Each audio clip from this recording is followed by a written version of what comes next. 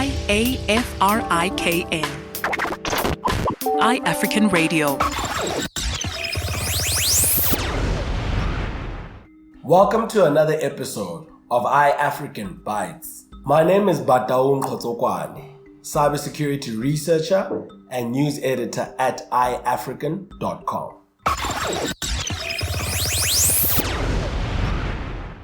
The switch from analog to digital TV signals is a process that the South African government has been undertaking for over a decade now. Originally planned for the 31st of March 2022, the switch-off date has now been postponed to the 31st of June by the Gauteng High Court.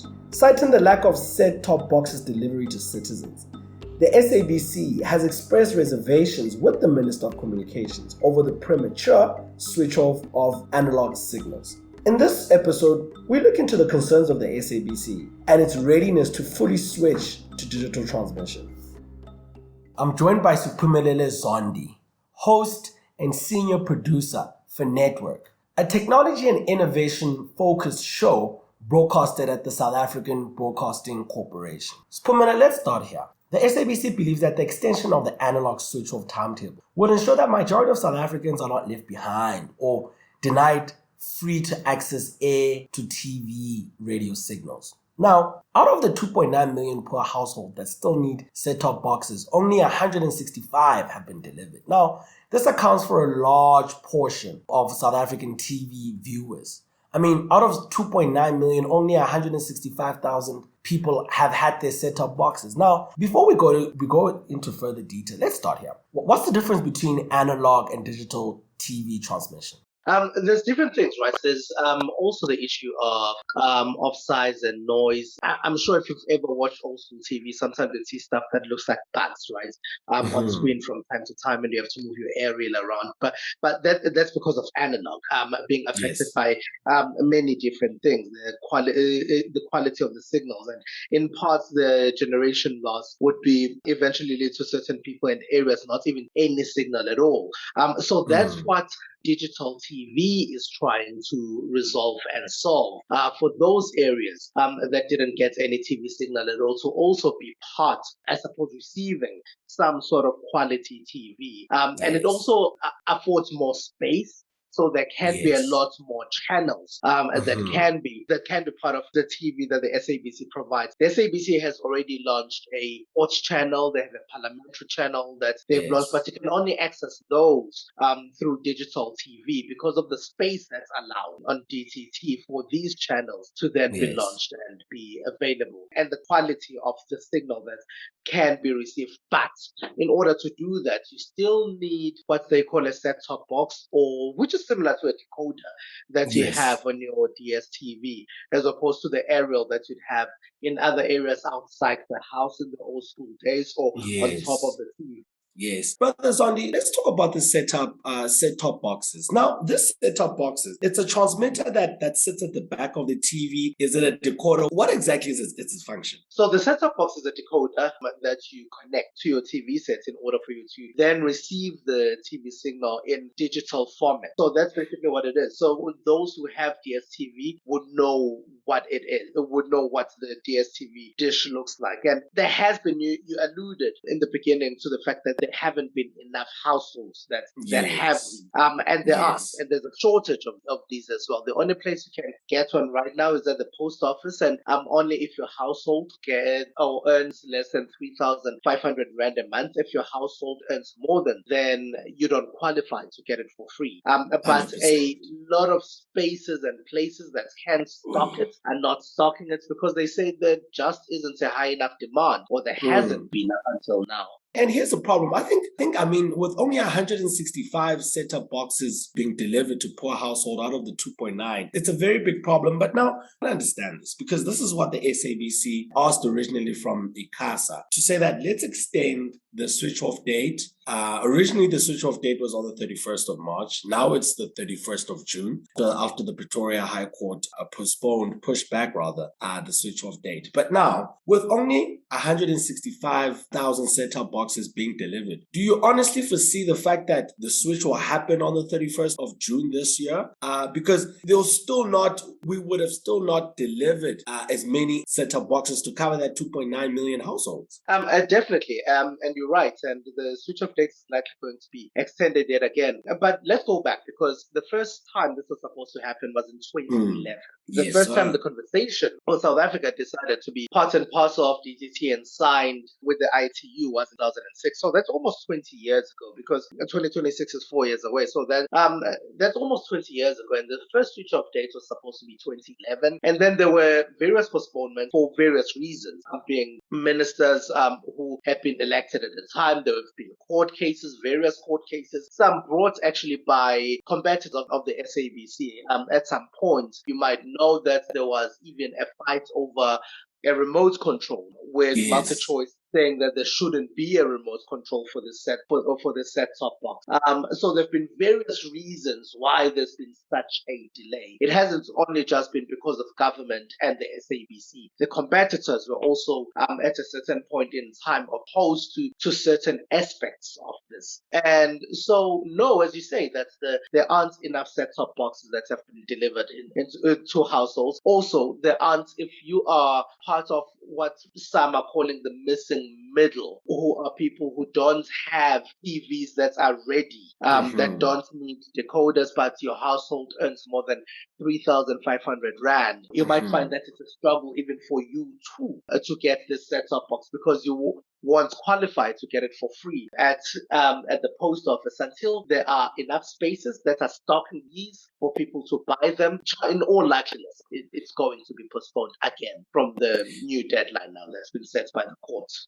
So, Brother Zondi, it's important that we talk about this, right? So now, one of the reasons that was cited by the SABC, it said that a premature switch off would affect its financial standing and its ability to sustain itself over short and long periods, right? And we've seen, the SABC in 2021 retrench around 621 employees and staffers. Are you concerned about, as a person that works within its editorial department in news and current affairs, are you concerned about this early switch off that might happen? And what is the mood at the SABC regarding this switch off and how it might affect SABC staffers' jobs? Well, you'd hope it wouldn't lead to that. And yes, a premature switch off would affect the financials of the SABC, definitely. But you'd be hoping it would not lead to that, because what the SABC has done is to start launching a few more channels, which then would be creating employment as well. A few more people, like the sports channel, that needs whole production teams, right? So this is what DTT would then provide if it's done correctly and it's done right, and it's done in a properly planned and timely manner. Because if a lot more channels can be created, a lot more people can be employed and be kept in employment. Because we do know that the media space is not just the SABC that had retrenchments. We saw recently with the restructuring process of E-Media as well, and them having shut down one channel. But if this then goes ahead and it allows more channels to be created, then a lot more of those people, whether within the retrenched from the SABC, from other media, retrenched from other media as well, can also then have other new avenues and new spaces for them to work in production and create a lot more content for these new channels that are coming up because of digital TV, or that can come up in future. What are the sentiments with your other sort of industry colleagues at other broadcasters? I mean, you mentioned ETV. I mean, we know about the retrenchment that has happened there. What are the sentiments, with other sort of media houses? What are their input on and feelings around the digital transmission of television? To be honest, I don't think it's a conversation that's happening as widely as it should be happening within the media space in South Africa. It's a conversation that it's almost as if even those within the space itself are being kept in the dark about what's happening, because as the public doesn't know, you'd find that a lot more people within the space as well don't really know much about don't really what know what's could happening. happen, what's likely to happen, what it is, what's the benefits, because there are plenty of benefits as well. We also even speak about the spectrum that would be available once the switchover has been done, and that too can also benefit the industry and the space, apart from other industries that could benefit because of that spectrum that can be released. I don't think it's a conversation that's happening as widely as it should be happening within the broadcast space. That's actually concerning, because looking at how important digital switch is to the industry, I think it's definitely a conversation that needs to extend much more wider and to be discussed in sector associations and sort of other boards and platforms. But let's fast forward a bit. Okay, cool. In the event of a digital switch, what then happens to the SABC's TV license regime? Is it still a thing? How do they collect licenses? Does the TV license become redundant? So the SABC had always said that the license, as much as it's called a TV license, is not just for you to receive TV signal, right? Okay. They've always said that it is a radio license too, and for the SABC to continue being able to do its work, because once the switchover happens, the SABC still needs to carry on with different methods of revenue in order for them to continue doing the work that they do, in order for them to continue producing the content that they produce, because this is just a decoder for a few households.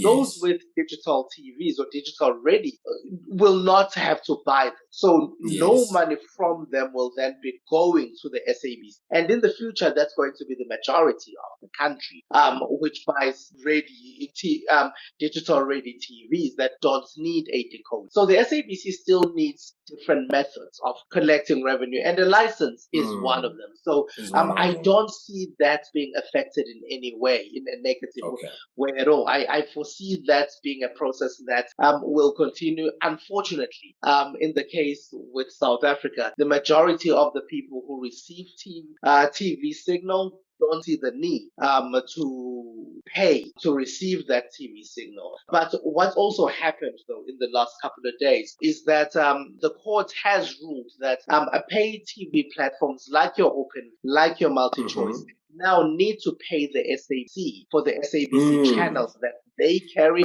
and they definitely must carry SABC channels, because they have in the past carried SABC channels, and the SABC has always maintained that if you carry the channels, because for example SABC 1 is still the most popular channel even with people with DSTV, so as much as they have DSTV, they still would widely and mostly watch SABC 1, but the SABC has been getting no money from MultiChoice for that. So now the court ruling has said that that they too now have to pay the SABC. And some people, if you ask them in the past, they would say, well, we don't pay for the TV license because we pay DSTV subscription. So in their minds, the DSTV subscription was supposed to take care of the signal that they receive and perhaps in a way pay the SABC. So now the court has come in and intervened in that, and they've said, yes, those pay TV platforms are to pay the SABC too.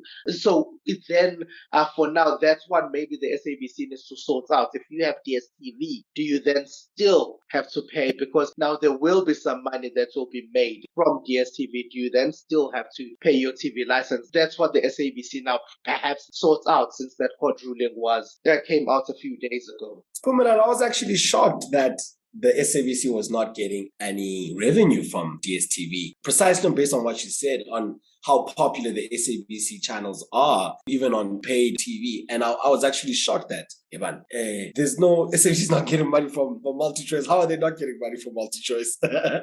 But I think as a last departing question, the SABC national broadcaster, there are other national broadcasters on the continent, Botswana, Zambia, Nigeria. In this digital migration, in this digital regime, is the SABC collaborating or maybe in discussions with other international or continental broadcasters, just to see how they're doing it, or maybe, leading the way in assisting them in also, digitally migrating TV signals? Again, not as broadly as it should be happening.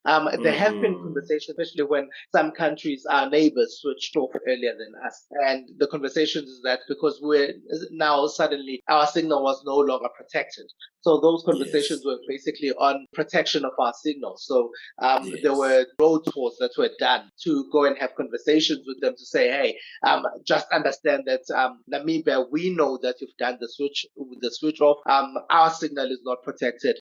Just keep in mind that we're not protected. So let's sign an agreement that you will not chow into our broadcast spaces because of this. And so they're not happening as widely as they should be happening. If they are, it's not something that's being discussed publicly. Maybe it should be if they are being, if these conversations are taking place, because we do know that there are countries that have done a full switch over, way ahead of us, across the African continent. Kenya being one. I believe Mauritius has done the switch over. And these are conversations to find out how they've managed to do it so quickly too. Because as we do know that these set-top boxes, especially in the three most populous and richest provinces, which are Gauteng, KZN, and the Western Cape, no set-top box really has been available in those areas. So yeah, it's not happening as widely as it should be happening, or not as publicly discussed as it should be if it is happening. Siphumelele, thank you so much for joining us. That was Siphumelele Zondi, senior producer for SABC show Network Technology Show. Thank you for listening to iAfrikan Bytes. Do check out our other podcasts on iAfrikan.com/radio. That is iAfrikan.com/radio.